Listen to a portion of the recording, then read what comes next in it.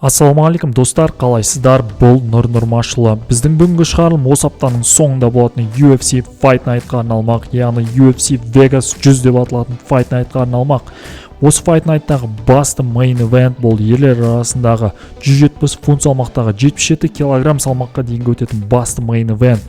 Дәл қазіргі сәтте Бразилияның атынан шығып жүрген хайптағы мықты жауынгерлердің бірі Карлос Пратес пен топ 15-ке кіретін американдық Нил Магни арасында өтетін керемет кездесу достар. Co-main event. Бұрынғы 135 фунт салмақта чемпион болған американдық Коди Гарбрандт пен оның қарсыласы тағы бір американдық Майлз Джонс арасында өтетін ерлер арасындағы 61 килограмм салмаққа дейінгі өте керемет кездесу достар.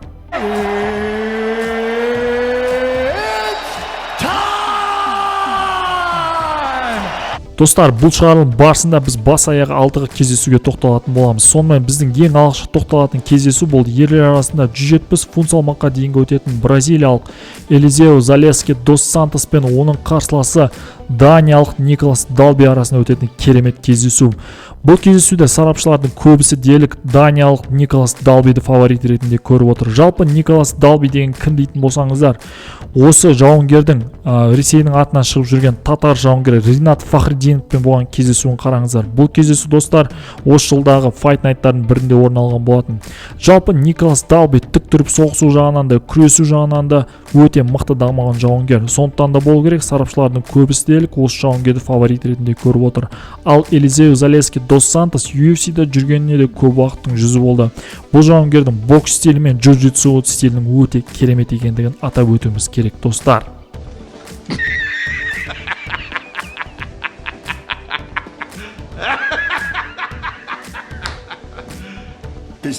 Одан кейінгі біздің тоқталатын кездесу бұл әйелдер арасында 115 фунт салмаққа дейінгі, яғни 52 килограмм салмаққа дейінгі өтетін керемет кездесу. Топ 15-ке кіретін қос арудың арасында өтетін кездесу достар. Нөмір 13-ші орында тұрған Бразилияның атынан шығатын Луана Пиньеро мен оның қарсыласы нөмір 14-ші орындағы тұрған жауынгер бұрынғы біздің қазақ аруы Мария Агапованың бұрынғы қарсыласы болған, яғни Мария Агапова дәл осы жауынгер қызға жеңілген канадалық нөмір 14-ші орында тұрған Джиллиан Робертсон арасында өтетін өте тартысты кездесу достар. Бұл кездесуде сарапшылардың барлығы үлкен басымдықпен бір ауыздан Джиллиан Робертсонды фаворит ретінде көріп отыр. Бірақ та мен айтар едім, Луана Пиньеро да қалып қалатын жауынгер емес. Бұл қыздың жалпы джиу-джитсу мен бокс стилі өте керемет дамыған. Ал Джиллиан Робертсонның джиу-джитсу мен күрес стилін атап өтуіміз керек достар. Одан кейінгі тоқталатын кездесу достар бұл ерлер арасында 185 фунт салмаққа дейінгі, яғни 84 килограмм салмаққа дейінгі өте тартысты кездесу.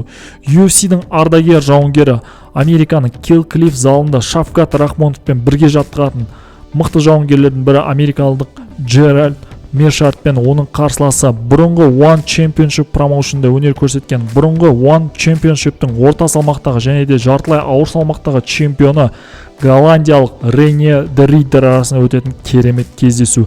Иә достар, Рейне де Риддер осы кездесу арқылы UFC-дағы алғашқы дебютін жасамақ, және де осы кездесуінде бұл Джеральд Миршарт секілді өте тәжірибелі мықты жауынгермен шықпақ достар.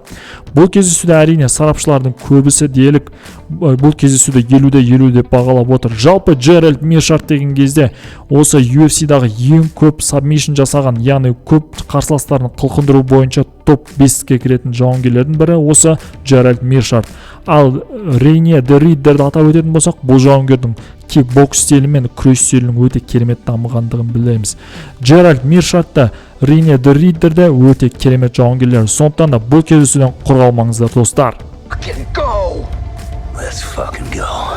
Одан кейінгі біздің тоқталатын кездесу бұл әйелдер арасында 115 фунт салмаққа дейінгі, яғни 52 килограмм салмаққа дейінгі өтетін кездесу.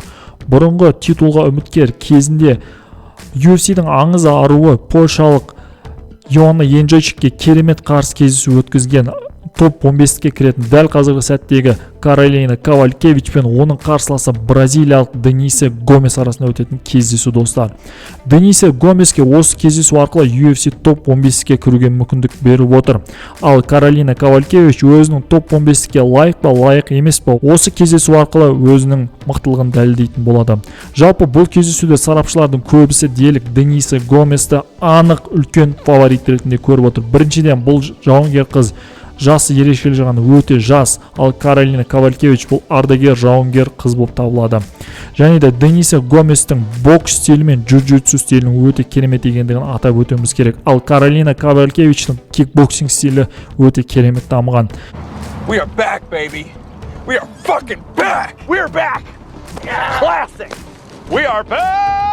Одан кейінгі біздің co-main event достар, осы Fight Night-тағы бұл бұрынғы 135 фунт салмақта, яғни 61 кг салмақта кезінде чемпион болған, кезінде аты аңызға айналған Доминик Круздың өзін аса үлкен басымдықпен жеңген американдық Коди Гарбрандт пен оның қарсыласы тағы бір американдық Майлз Джонс арасында өтетін өте тартысты кездесу.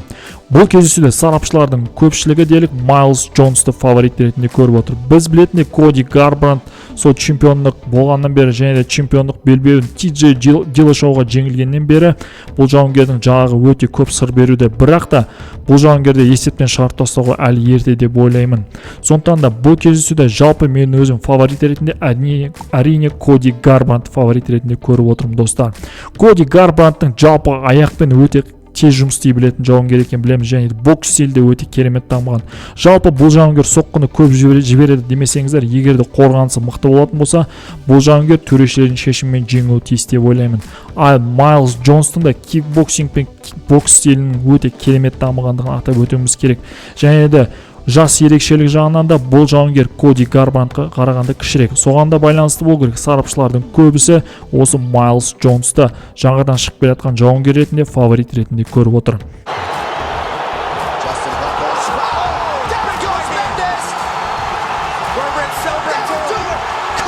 Біздегі басты main event достар, бұл ерлер арасында 170 фунт салмаққа дейінгі, яғни 77 кг салмаққа дейінгі өтетін басты main event.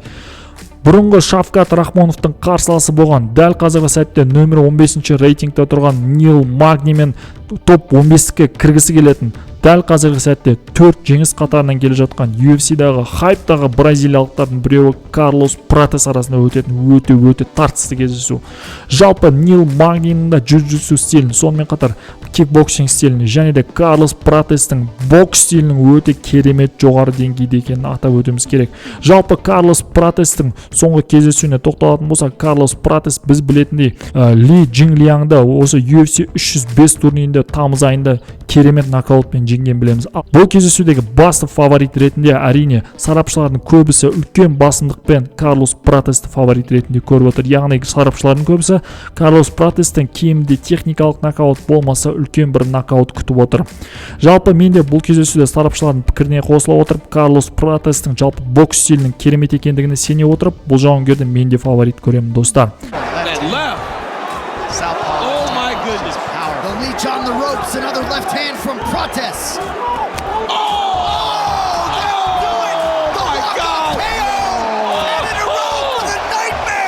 Ал сіздерше достар, осы аталған Нил Магни мен Карлос Пратес, Коди Гарбрандт пен Майлз Джонс, сонымен қатар Каролина Ковалькевич пен Дениса Гомес, Джеральд Миршарт пен Рейнер де Риддер, Луана Пиньеро мен Джиллиан Робертсон, және де Элизео Залески Дос Сантес пен Даниал Николас Далби арасында өтетін кездесулерді кімдерді фаворит ретінде көресіздер. Міндетті түрде комментарийға жаза кетіңіздер. Бастысы каналға жазылып, лайк басып, комментарийға алуды ұмытпаңыздар достар. UFC Vegas 100 турнирін жіберіп алмаңыздар. Өте тартысты кездесулер болады. Келесі жолыққанша достар.